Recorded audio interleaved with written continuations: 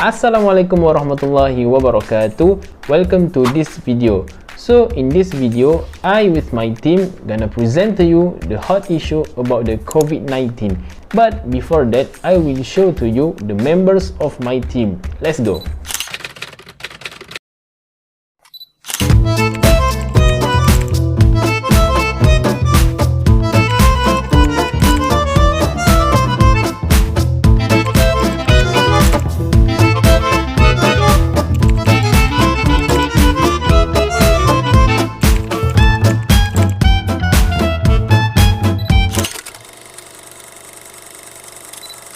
COVID-19 is a globally occurring virus.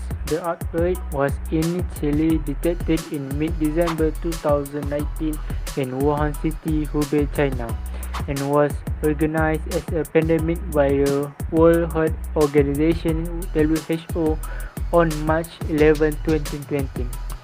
Up to more than 10 cases have been confirmed, with more than 19 deaths due to COVID-19. The virus is most contagious to a person in a similar way to influenza, through respiratory droplets from coughing or sneezing. The time between exposure and the onset of symptoms is usually 5 days or may range from 2 to 40 days. The common symptoms of COVID-19 are fever, cough, and difficulty breathing. Among the COVID-19 prevention measures by washing hands, covering your mouth when coughing, maintaining distance from others, especially those who are unwell, and monitoring and self-isolation for 14 days for people who suspect they are infected. The effort to prevent the spread include travel restriction, quarantine, confinement, postponement of events, and cancellation, as well as facility closure. The pandemic has led to global socio-economic disruption, postponement and cancellation of culture, religious and sporting events, and widespread fear of lack of supply that has prompted panic buying. This COVID-19 virus has left the whole world in trouble, and it has taken a long time for the world to return to a normal life. The COVID-19 pandemic is a social and an economic crisis just as much as it is a health one. Its repercussions, severe and far-reaching, are being felt across the world. The economic and social disruption caused by the pandemic is devastating. Tens of millions of people are at risk of falling into extreme poverty, while the number of undernourished people, currently estimated at nearly 690 million, could increase by up to 132 million by the end of the year. From school closures to devastated industries and millions of jobs lost, the social and economic costs of the pandemic are many and varied. COVID-19 is threatening to widen inequalities everywhere, undermine progress on global poverty and clean energy, and more. Pandemic fatigue, every single condition in which a person will allow uncertainty when the end of the pandemic begins, does not require a health protocol for the prevention of the spread of coronavirus. According to the World Health Organization, fatigue will pandemic COVID-19 as a matter of course. Working from home, studying from home, and not gathering with family or friends for long periods because of the pandemic complicates things. The shutdown of operation in the manufacturing sector result in layoffs and a limited supply of items on the market. Not only that, but the tourist and transportation sectors, which were hit by cancellations, contribute to the service sector's economic decline.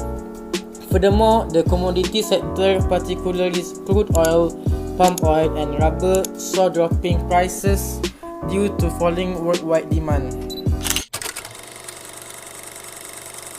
The recent increase in COVID-19 infection cases is due to the community's negligence in not adhering to the standard operating procedure (SOP) that have been set, said the Deputy Director General of the Ministry of Health Malaysia (MOH), Dr. Rohaizat Yon.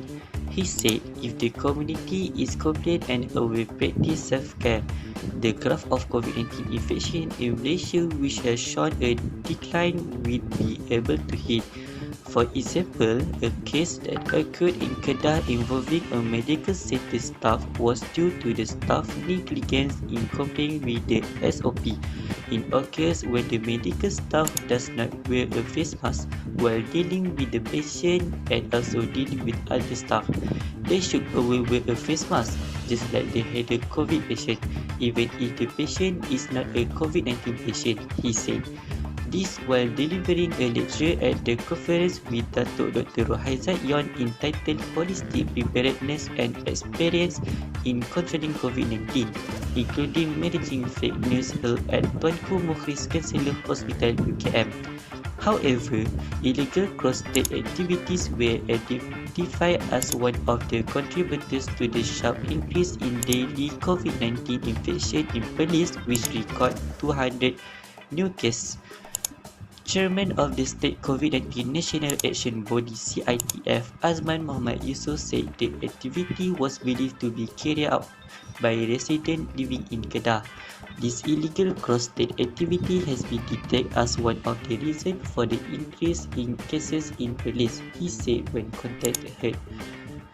Apart from that, he said the quarantine method at home with family member, which is a case control method by the State Health Department (JKN), is also believed to be the cause of the increase in cases.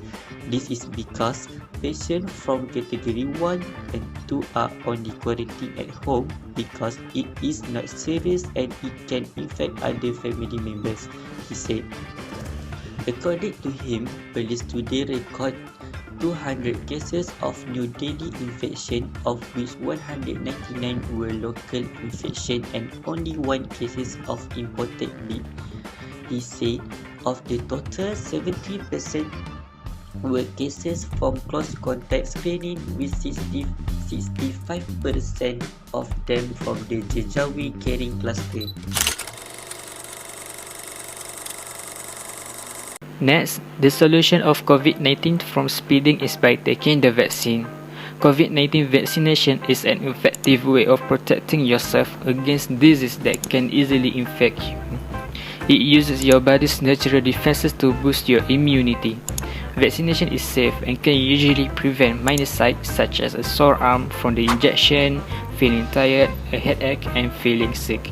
You may also get a high temperature or feel hot 1 or 2 days after your vaccination. You can take painkillers such as paracetamol, Panadol if you need to. If your symptoms get worse or you're worried, go to the nearest clinic or hospital.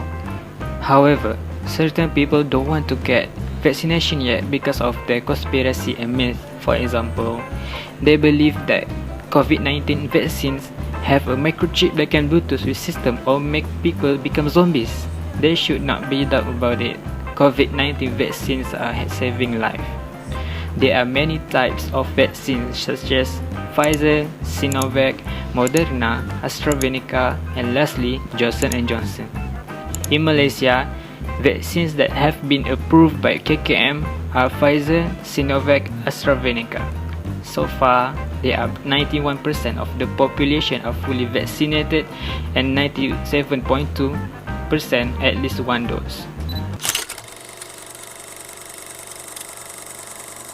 So, the conclusion is COVID-19 pandemic is rapidly evolving, also known as the coronavirus pandemic, is an ongoing global pandemic of coronavirus disease 2019 caused by severe acute respiratory syndrome coronavirus 2. We have to take seriously these pandemic lessons for our life. Always take some action to avoid this virus. Several COVID-19 vaccines have been approved and distributed in various countries. which have initiated mass vaccination campaigns. Other preventive measures include physical or social distancing, quarantining, ventilation of indoor space, covering coughs and sneeze, hand washing, and keeping unwashed hands away from the face. The use of face masks has been recommended in public settings to minimize the risk of transmission, while work in underway to develop drugs that inhibit the virus. The primary treatment is symptomatic. Management involves the treatment of symptoms, supportive care, isolation, and experimental measures. Keep yourself and others safe. If you have a fever, cough, and difficulty breathing, seek medical attention immediately. Call by telephone first and follow the direction of your local health authority. Stay home and self-isolate for 10 days from symptoms onset, plus 3 days after symptoms case. Call your healthcare provider or hotline for advice. Have someone bring your supplies. If you need to leave your house or have someone near you, wear a properly fitted mask to avoid infecting others. Hashtag we take care of us. So thanks for watching this video. I hope madam you enjoy with this video. So if you like this video, don't forget to subscribe my YouTube channel. Assalamualaikum warahmatullahi wabarakatuh. Bye bye.